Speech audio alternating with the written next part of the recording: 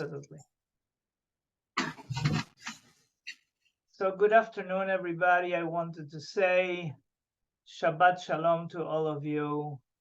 It's really interesting that this is what we wish everybody to have, a Shabbat Shalom. The word Shalom meaning both peace and wholeness, from the word Shalem, which means exactly that, to be whole, to be complete. Perhaps with the idea this Shalom is both complete and yet ephemeris. If you remember, we say the prayers for every single day. Ufros aleinu sukat shlomecha. We ask God to extend over us a sukkah. If you remember that sukkah that we just experienced on Sukkot, is fragile, and so it is peace. I think it's in all our minds. The situation in Israel and how we are feeling so powerless, and at a situation that is so incredibly dire and difficult, and so I decided a little bit that the Psalms that we're going to be studying together are going to have a little bit of that angle in it. I wanted to say something as an introduction to the Psalms. The Psalms are part of the third section of what it's called the Tanakh. If you remember, the Tanakh, or the Jewish Bible, is comprised of three sections. One is the Torah that has 5 books, yes? And then we have the Nevi'im section of the prophetic sections. If you recall, those are the texts that we use when we recite the Haftarah and during Shabbat and holidays. And this is specifically on the prophet section. And then we have another section that is called in Hebrew Ketuvim, translated somewhat loosely as writings. Of course, if I say the word writings, you mean it could be any writings, isn't it? Right? So it doesn't help very much. But what I would like to tell you about that section, and it's pertinent to our studies, is that it contains some very, very special books. Some of them, this one that we are talking about, the book of Tehillim of Psalms. But there are many others that you're perhaps familiar with.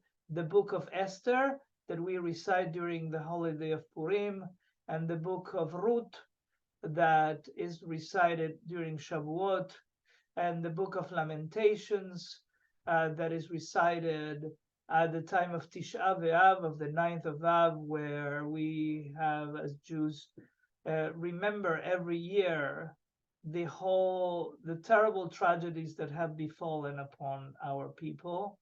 And of course, there are some elements of that these days, when we are realizing that what has happened on October 7th is very close in many ways to what happened, perhaps the greatest day of tragedy in the state of Israel since the time of the Shoah, of this, in my opinion, wrongly called Holocaust, but there is nothing I can do about it.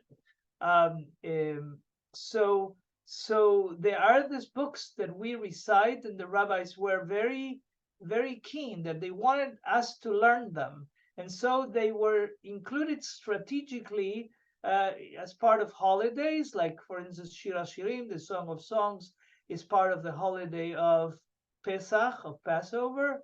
And so you have all these different books. Now you're saying, when do we read the book of Tehillim, of Psalms? And the answer is everywhere. Everywhere, because we consider the Psalms, paradoxically, 150 of them, the 150 of them that are divided into 5 books. Of course, you get the connection, the 5 books of the Torah, the 5 books of Tehillim. For those of you that like that, like Hebrew grammar, you be puzzled by the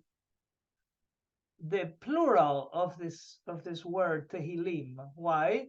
Because the singular is Tehillah. Tehillah, that means praise. So you would think, well, if Tehillah is the singular, the plural should be Tehilot, right? Because that's normally the plural for feminine words. Tehillah is a feminine word, and therefore let's look at another word that we might know, the word Laila. Laila, that means night. If we want to say nights, we say Leilot, right? Haftarah, Haftarot. So you get it, right? So why is it that the rabbis give to this particular book a masculine plural? Not for any reasons other than because they want to differentiate it. That when we talk about Tehilot, we talked about praises that can come from anywhere, but when we talk about Tehillim, we talk about this particular book. I'm going to stop just here, and I want to ask you if you are familiar with any of the Psalms in any part of the services. Do you know when do we actually sing them? Any thoughts? Every morning is a psalm. Fantastic, Richard. Every day of the week has a psalm assigned to it, and we recite it. And not only every day, but also there are occasions, if you recall, during the high holidays, the Yamim Noraim, we recited Psalm 27 every single day, right? When it's Rosh Chodesh, the beginning of the month, there is a psalm assigned to it as well. So that is very interesting. And Richard, of course, is such a lover of liturgy, gave us something that probably very few people would have known. What you probably know is that the very beginning of the Friday night service, what we call Kabbalat Shabbat, is nothing else but psalms. It begins with Psalm 95, 96, 97, 98, 99, and then it skips 100 into Psalm 29. And you'll say, why not 100? Because that was the psalm that was assigned to offerings during weekdays, and therefore they did not want to include, the rabbis did not want to include it. But I want to say something about this particular service that reaches my heart very much, because Kabbalat Shabbat is the service that it's only happening on Shabbat, and in fact it's truncated when we have a holiday. But is the service that the mystics in the city of Tzfat, in a small hill in northern Israel, they decided to create this particular service to bring the Shabbat to our lives. And why is it so? Because they had a strategy and they had something in mind, and this is their strategy. And I think that it has something to do with, again, with the situation that we are all experiencing. Perhaps I hope that gives us a little bit of an inspiration. So the mystics felt that Shabbat was not only a day that it was crucial. If you remember, we just recited in the book of Bereshit at the beginning, by Chulu Hashamayim, and what God ended creating everything. God created the Shabbat. And the question remains, is that an afterthought? Did God think that Shabbat was not such an important thing, since chose to create it last? So then comes the this poem that we recite immediately after Kabbalat Shabbat called Lecha Dodi. And we say, Likrat Shabbat lechu v'nilcha. Towards the Shabbat, we will come, we will go. Ki hi mekor haberacha.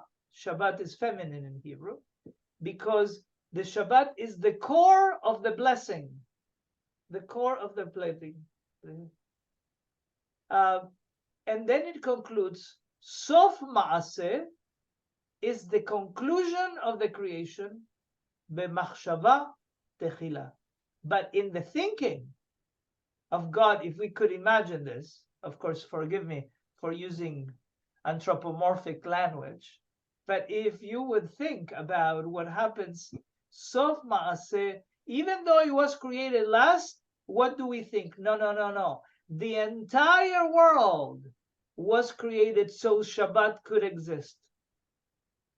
So why am I saying this? Because then it came this whole idea of the sages, of the mystics that want to expand this idea. Okay, the world was created for the Shabbat, and there's going to be a time, the time that we're all asking at the end of Shabbat, if you remember during the Havdalah, that we have a light, right, that is very powerful that we don't look at because it's the light of redemption. And that is what we're looking for. We want to redeem the world. You say, wow, 3,000 years asking for it. Is not that that's not enough? Can you just stop? Why are you keep doing it? It hasn't happened.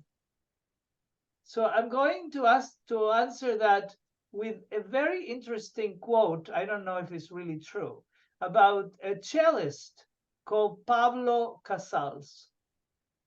I don't know if you have heard of him, one of the greatest cellists of all times. So he used to wake up in the morning and go to the piano and play one piece by Johann Sebastian Bach, one of the greatest musicians of all times.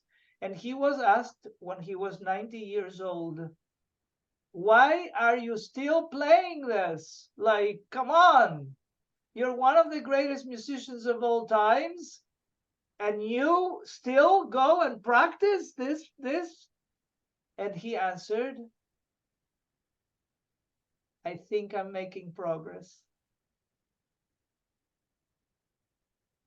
I think I'm making progress. And I want to think that we in the world, we're making progress towards getting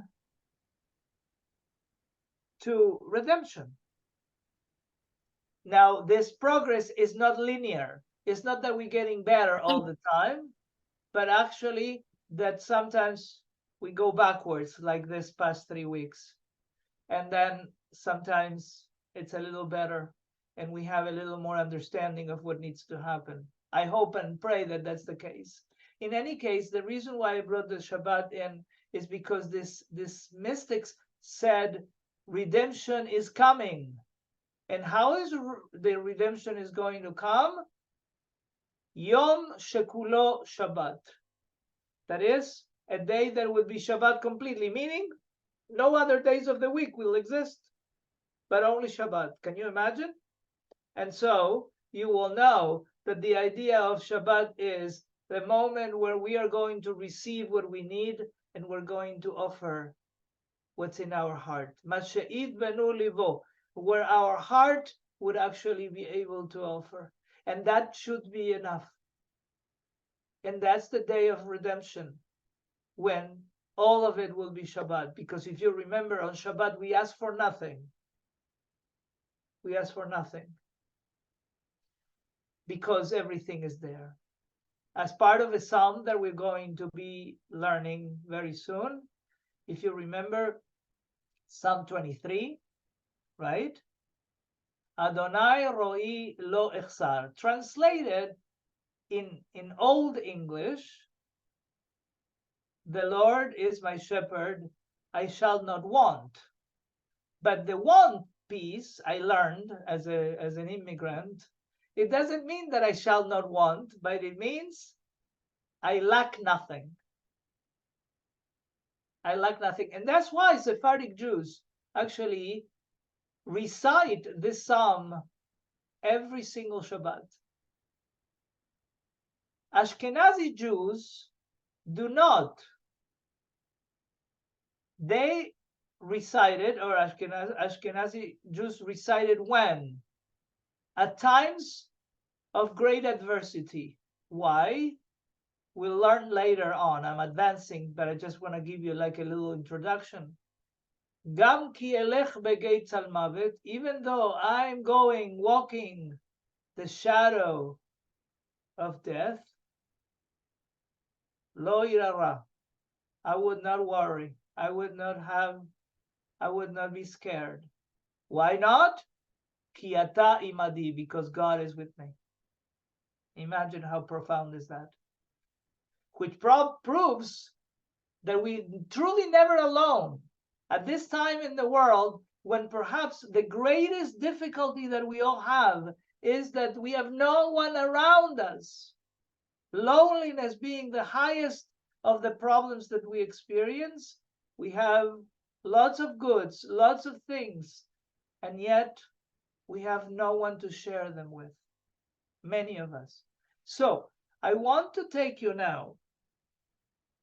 I'm going to share the screen.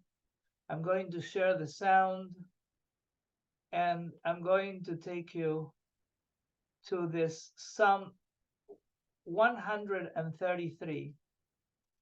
That is the sound that I want for us to listen to. The words are right here in both Hebrew and in transliteration, and this is the recording.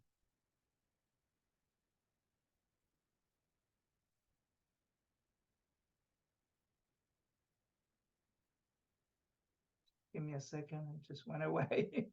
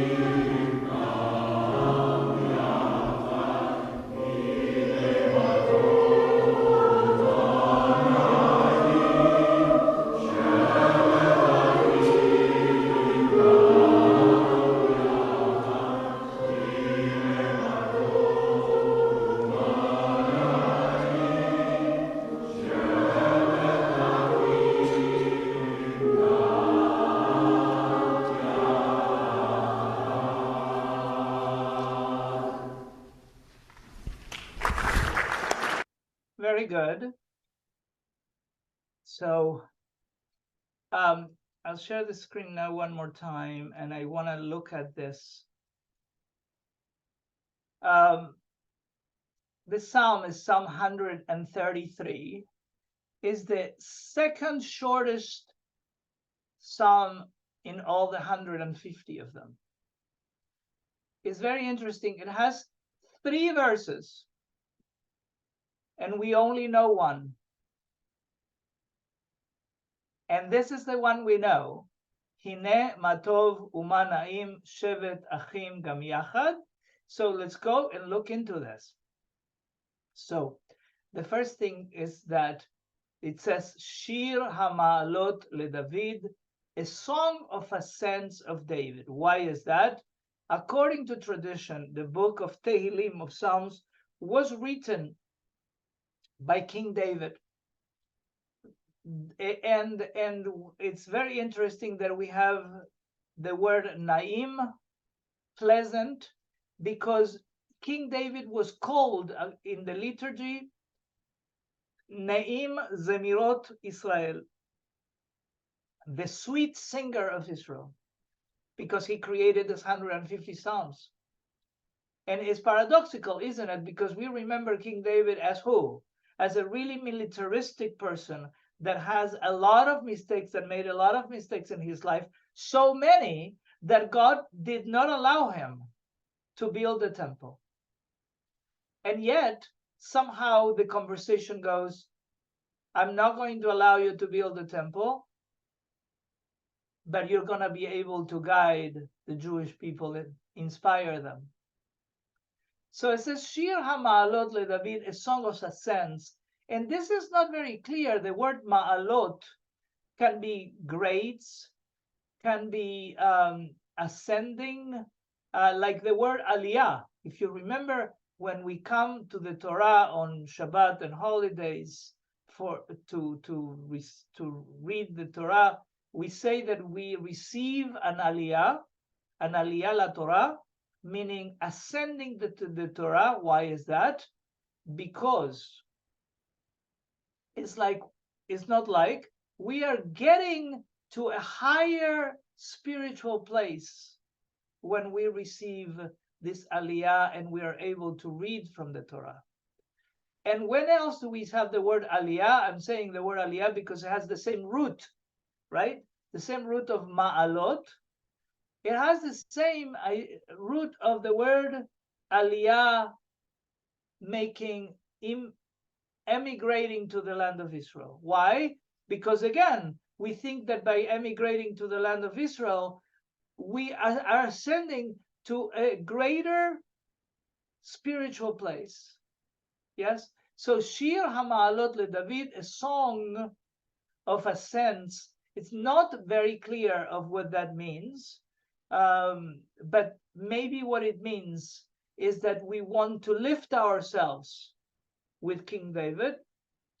Not clear if it's of David or for David, but nevertheless, we translate of David because for David would mean that somebody else wrote it, and therefore, since tradition indicates that he wrote them, it's kind of like complicated. But I continue on with these words that we all have heard one way or another. Hine, behold, matov, how good, uma naim, and how pleasant. Shevet achim, it is for sisters and brothers, also to dwell together. And the question comes with the word gam, which means also. I put it in italics here to make sure that it would have been good to say it is for sisters and brothers to dwell together. Why the word also? I'm going to stop just a second and see if you have any thoughts about that. Any thoughts? Why would it say also and not just say it is for brothers and sisters and brothers to be together? Any ideas? Well, maybe it means everybody. Right. It means everybody. Say that? Oh, I thought that somebody else spoke. Good. So maybe it means it's a reaffirmation that is everything. In other words, that perhaps it's just not human beings that will dwell together, but the entire cosmos will be dwelling together. That's one of the versions of this. I'm going to go to you and give you a little bit of what Rashi, the great commentator, says about this word also. Behold how good and how pleasant, Rashi says, it is for brothers and sisters to dwell together when the Holy One will dwell with them who are called brothers and sisters. God too will be together with them. That also God will be together with them. Does it make sense? And then comes another thing. Comes the word achim. Achim, that means brothers. I translate sisters and brothers because I think in Hebrew is very common that sometimes when you have a plural like this, it really means everybody, even though it's in the masculine. There is, however, another commentator. His name is Malbim. And Malbim says that actually this was written for two brothers, Zebulun and Issachar. If you recall, there were 12 tribes taken out of 12 brothers and sisters. And so Zebulun is the person that takes care of the spirit, takes care of the spiritual matters, and Issachar takes care of what? Of the material things that are also necessary. Remember, Judaism is not a religion that advocates that we only live in the spirit. We recognize that we need to actually do certain things. Therefore, we have 6 days of the week that follow the Shabbat. Shabbat being the day of the spirit, but the 6 days of the week, the ones that we actually take care of our sustenance. So in here, Malbim was saying, oh, these two brothers, Zvulun and Issachar, are the ones that are referred in here. One is referring to our material needs. The other one is referring to our spiritual needs. When those two dwell together, then that is how good and how pleasant. So far, this is the verse of Psalm 133 that we have, that we know really well. You probably noticed that the melody that was sung in here is not the most common one, or at least I think of at least two that you know. Right?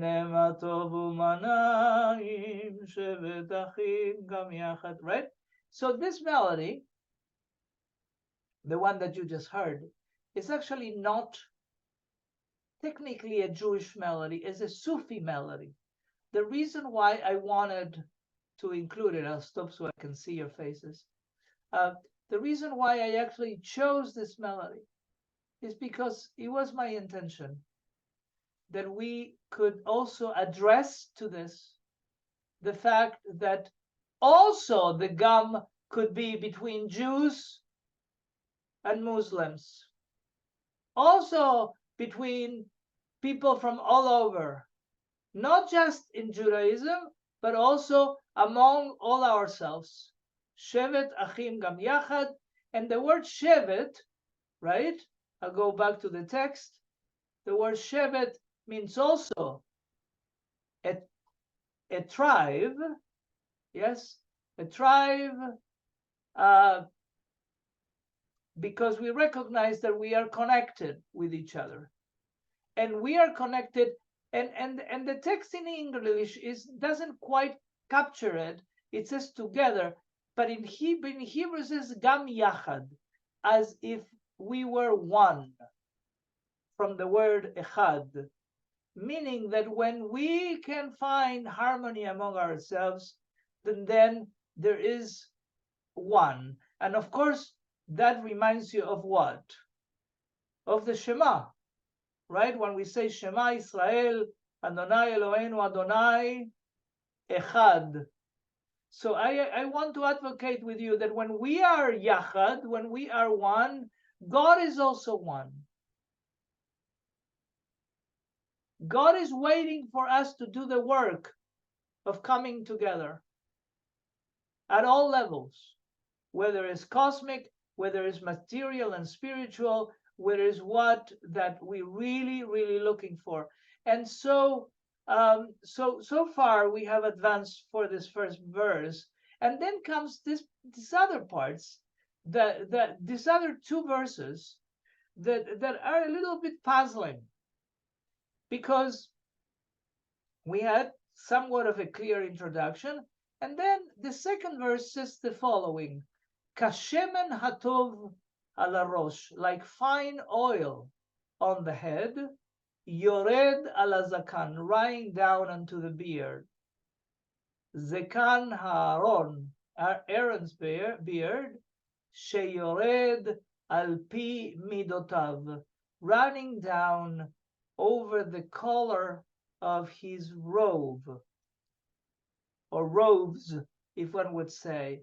I wrote in here to remind myself that midotav can be robes and also can be measures.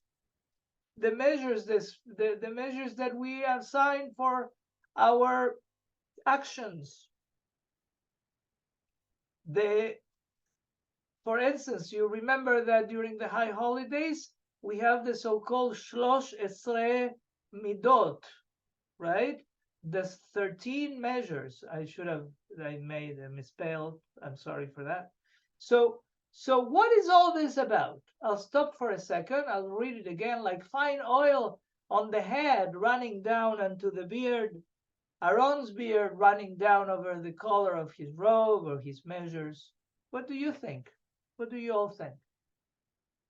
First of all, is there any connection between how good and pleasant it is for us to be all together, and then talk about Aaron's beard and the oil that comes down, right? So comes down from his head. Any thoughts? Well, Aaron was a priest. Yes. And the oil was anointed. He was anointed with the oil, and the robes was his priestly robes. And okay, lovely explanation. Actually, Aaron HaKohen, he was not only a priest, but he was the high priest, right? And therefore he was actually like the kings, where the way that you become one is by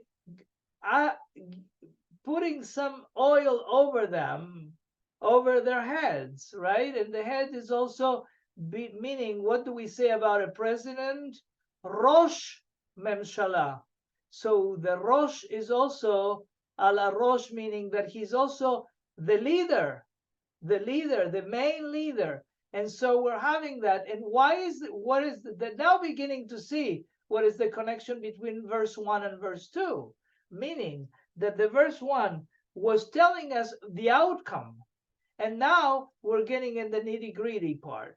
And how is it that it needs to happen? It has to come from our leadership priority. The priority is for a leadership that brings us to that outcome, right? And in this case, Aaron HaKohen, right? The priest Aaron, that comes all the way from his head, running into his beard, right? Reminding us of his entire wisdom, right? Remember, when people think that they are thinking and they're finding wisdom, what do? They actually touch their beard, if they have, right? So the idea that there is something there, and sheyored al pi midotav, that comes down the robe, meaning that in some fantastic way, Aaron is us. So that oil that comes all the way, all this wisdom, yes, of his of the oil. And remember, of course, that the idea of choosing oil, shemen, is very, very provocative, because the oil is one of the species of Israel, right? And also the fact that it grows so potently in the land of Israel as well, and in Palestine, etc., in the Middle East, that you are able to extract the oil. You need some effort to do that, and therefore you are pouring that oil over the head all the way down to the robe, which also means your actions. So the whole idea of getting Aaron, imagining ourselves that Aaron is the leader, and if so, he is the leader, he is the one that is ordained, and he knows that it's not enough to think the big ideas. You have to go to the all the way to the roads, all the way to the measures, all the way to the mitzvot of the commandments that we have to perform. And then it reminds me of this idea of mitzvah goreret mitzvah, which means something extraordinary that the rabbis teach us, that one mitzvah propels or is the fire to another one. And how is the Geulah, how is redemption going to happen? When we have this chain reaction, right? Not different than the nuclear reaction, where we all perform mitzvot, and once we do that, what happens? We arrive to the Geulah. Now, one more thing, since we were studying the book of Bereshit, you remember that God creates everything, and yet something remains. Because we say, Bereshit bara Elohim et hashamayim ve'et haaretz, God created it in the beginning, at the beginning. That's for a different conversation. The heavens and the earth, beruach Elohim merachefet al pnei hamayim, and the Spirit of God spreads over the waters, vechoshech al pnei te'om, and darkness was all over the place. The question, which is always, for me, so terrible to even imagine, is, but God didn't create choshech, God didn't create darkness. What does it mean?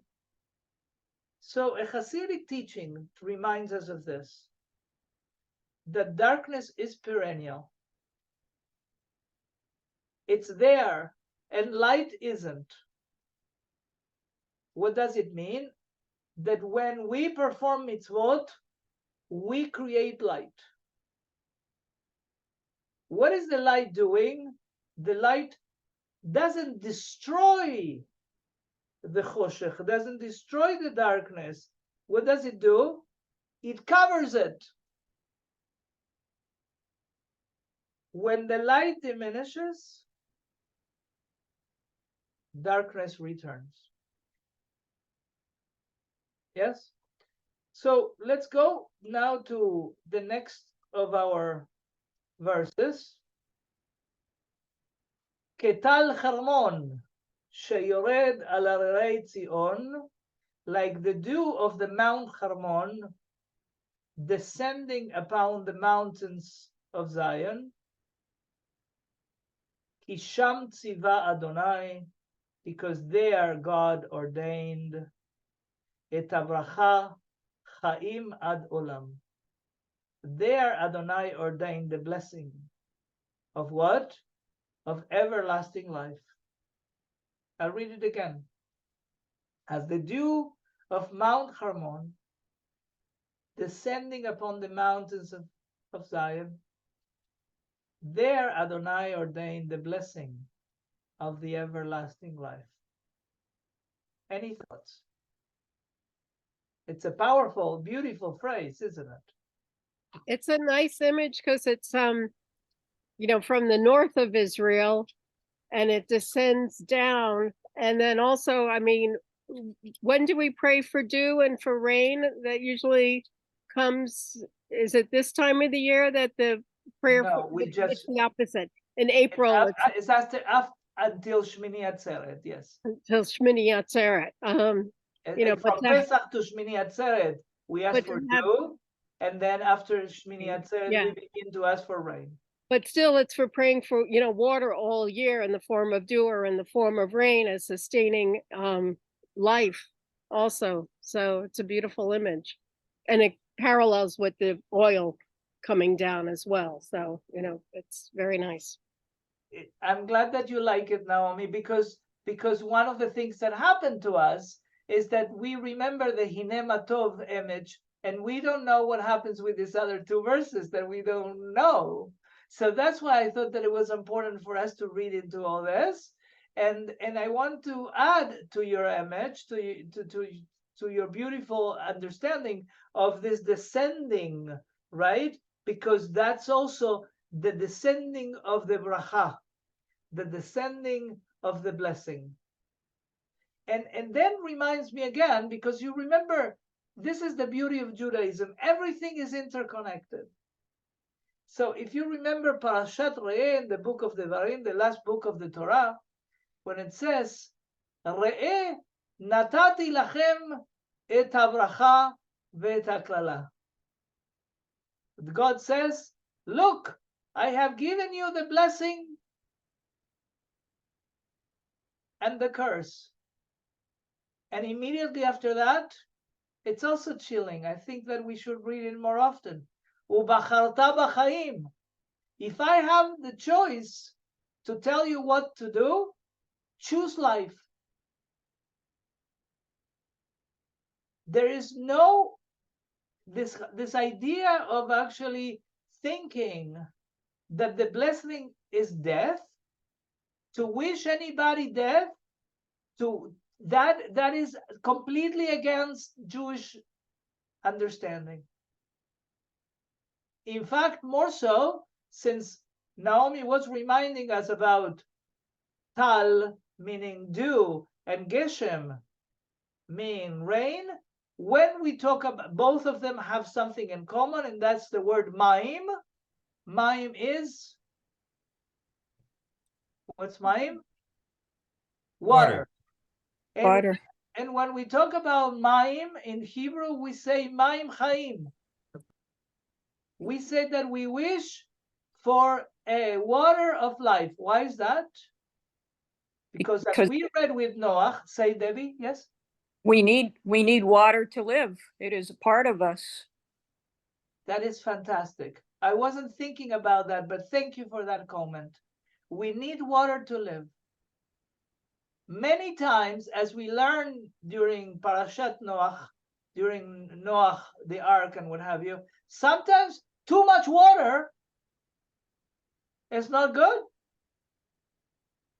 Too much water can become a klala, a curse. So when we ask a water that would be for life. And look at this. Because with the dew that comes from Mount Hermon, all the way to all the mountains, which are really hills, and of course we all remember that the Torah was received at one of them, yes, that we don't know where it is, but nevertheless, it's recorded that it is. And bracha, God will give us that blessing. If we do the work of being together, if we actually create this idea of trying to find commonality among ourselves, Shevet Achim Gam Yachad, to try to find material, spiritual, ecology, if we come to look for those things that bring us together with empathy and love for each other, we are then talking about the potential for a bracha that is for immemorial times. God is saying, if you do the work, this would be the outcome. And the question is, you tell me, why is it not happening? And this is another thing that Judaism always creates. Yes, we have the choice between the bracha, the blessing, and the klala, the no blessing. That is the choice. It's in front of us. We have it. God doesn't take us by the hand and say, I'm going to force you to do it. God says, Bacharta b'chaim, you choose life. But if you don't choose life, there's nothing I can do. So that responds a little bit to a question that is also perennial for us. How so? When we say, why there are so many wars? Why is God not stopping it? Why is God not stopping the Shoah? Why God is not stopping murders like what we've seen on October 7th? Because God can't do that. God can only provide us with the elements for a better life, for bracha, for blessing. And there, we have to do the work. To find the commonality, to find the elements that brings us slowly, perhaps, but steadily, like the dew of Tal, like the dew of Mount Hermon. And again, you can use that section of Israel, like Naomi taught us, it's in the northern part of Israel. You can use it to plant vineyards, like so many good wines that come from this, the Golan Heights. You can have that. You can have great skiing if you like it. Or you can actually have war. It's up to us. So I want to connect this to the psalm that we're going to be discussing next week. Is Psalm 30. That is called Mizmor. It begins with the words Mizmor Shir Chanukat Habayit LeDavid. We'll see later that, and according to some traditions, you don't recite this word first. Let's translate. This is another song of the dedication of a house. Again, for David or from David, Amelech, the king, creating a house. And one of the things that I want to bring now as an introduction again of what we're going to be seeing, because I want to hear from you in a minute, is this. Baboker yalin bechi belano, ba'erev yalin bechi belaboker rina. In the evening, there will be great crying, but in the morning, happiness, song will arrive. Why am I saying this? I don't know if you're like me, but I'm constantly watching Israeli TV or reading the newspapers or trying to find out if there is,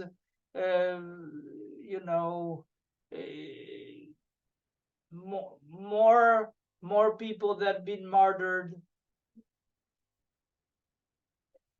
It gets to a point that depression descends over you. Why? The desperation of thinking that perhaps there is no solution. We have noticed, we can go over and over history and begin to see You say, can we get there? Can we go and say there is no solution?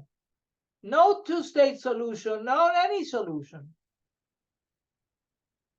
Is it possible? And so the psalm comes to tell you this. Ba'erev yalin bechi. Yes, in the evening, remember that the days, according to Judaism, begins at night. Ba'erev yalin bechi. In the evening, you'll feel the oppression, the terrible tragedy. But don't despair. Because in the morning, we will find a solution. So now I want to stop, and I want to hear what is it that you think about the psalm, and you think about any comments you would like to make. I would just like to add what you had said. I had been listening to the many people, the Cemetery Association, the Jewish Cemetery Association, and don't, get depressed. You have to take care of yourself first. Just like when you're in an airplane, they say take care of yourself so you can help others, and to keep your mind fresh and not paralyzed. So we all have to remember that, take care of ourselves during these difficult times so that we can help our people in Israel and think clearly. Thank you so very much, Devi. Any other thoughts?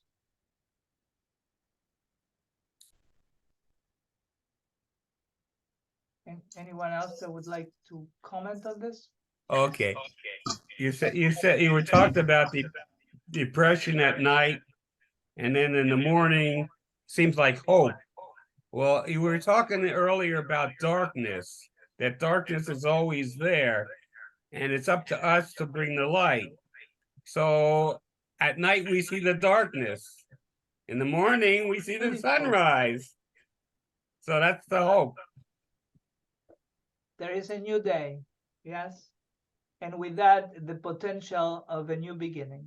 Thank you, Richard. I didn't think about that. I appreciate it.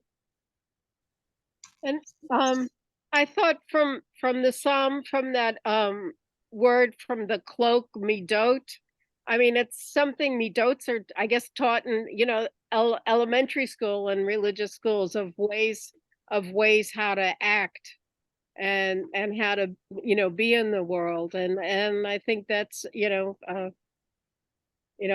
actions have consequences, and being positive and taking care of oneself so we can help out is a positive action, as Debbie said. Great. Ramon, what do you think the word to dwell, does that mean literally like to live together with one another, or does it have some sort of different meaning? Thank you. Thank you very much. The word dwell in Hebrew is the word shevet, which means to actually to be in a place, in a physical place together. Right? And you make me think about this in a different way. Many times when we think about people, we think, oh, they are far away, I wish I could see them, right? But when you are together with them, there are all kinds of little things. I don't like how you do this, I don't like how you do that. This is how I put the milk in the refrigerator, and you have it in the other place, and this is where I want it. And we have our own ways of doing things, and sometimes that creates, it's corrosive. It could be that eventually, I said a word that you didn't like, and then you say everything is wrong, and that is a little bit of what happens when we are together. And that is the work, to be able to be looking at each other, right? So there is a beautiful Talmudic expression that I have used at other times, where a rabbi is saying to his students, he's saying, what is the difference between light and darkness? And they all give different comments. And he finally say, when you can look at the face of somebody else and see your brother and sister. Mm. When you can do that, as opposed to look at them and see the enemy, to see somebody that is competing with you, where it's somebody that is different than you at all different levels, instead of saying we are together in this. So that's why I love that you use that word dwell and put the accent on that, because that's also what happens. It's good to talk about that when it happens far, far away. But what are we doing ourselves when we are together? How do we, work together? Yeah, I think thinking of each other as being united as one team rather than, fighting against each other, or that really is when you can accomplish the most and be at peace. Right. And notice that the word peace is not included in here. Mm. That's interesting.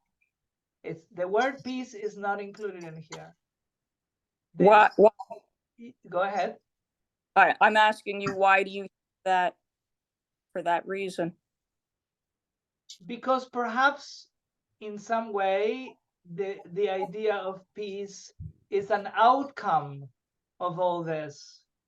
It's not necessary. Even though we say all the time, Moshe Shalom Bimromav, that we ask God, and as you create peace in the heavens and in the cosmos, make peace, or help us create peace among ourselves.